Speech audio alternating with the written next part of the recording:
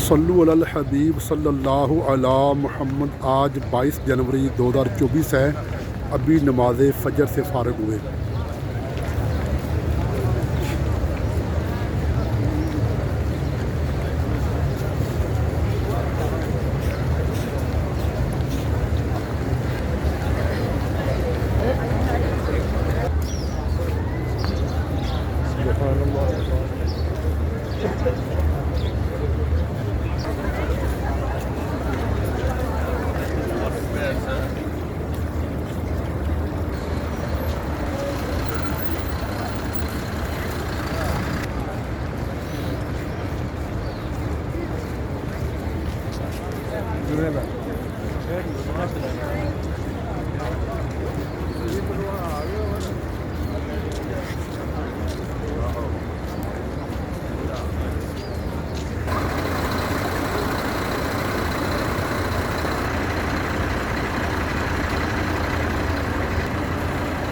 मस्जिद अली करमल्लाहु वजहुल करीम।